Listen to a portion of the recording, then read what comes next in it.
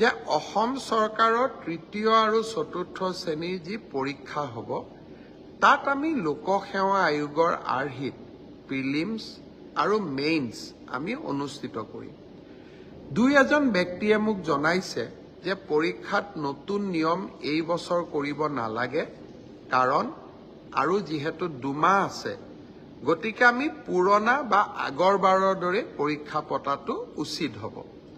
আমাৰ চৰকাৰখনে সদায় ৰাইজৰ কথা শুনিবৰ বাবে চেষ্টা কৰে, কাৰণ আমি বিশ্বাস কৰোঁ লাও যেনেকৈ পাতৰ তলত থাকে, চৰকাৰো ৰাইজৰ তলত থাকে, ৰাইজৰ ঊৰ্ধত নহয়।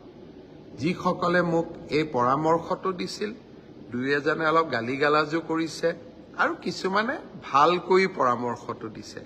গালিগালাজ কৰা সকলকো মোৰ মৰম জনাইছোঁ আৰু ভালকৈ কোৱা সকলকো মোৰ সন্মান জনাইছোঁ। আপোনালোকৰ পৰামৰ্শ অহা 2-3 দিনত আমি বিবেচনা কৰিম আৰু যিহেতু পৰামৰ্শটোত মেৰিট আছে যে হয় 2 মাহ থাকোঁতে পৰীক্ষাৰ পেটাৰ্ণ এটা সলনি কৰিব নালাগে, বিষয়টো আমি ডেফিনেটলি আমি বিবেচনা কৰি অহা 2-3 দিনতে আপোনালোকক ইয়াৰ সিদ্ধান্তৰ বিষয়ে মই অৱগত কৰিম। আজি দিনটোত ছাত্ৰ ছাত্ৰীসকলৰ কল্যাণৰ কাৰণে আমি আৰু 2খন মিটিং কৰিছিলোঁ। আমি প্ৰত্যেক বছৰে আনন্দৰাম বৰুৱা বঁটা দিওঁ, উচ্চ মাধ্যমিক পৰীক্ষাত ভাল ৰিজাল্ট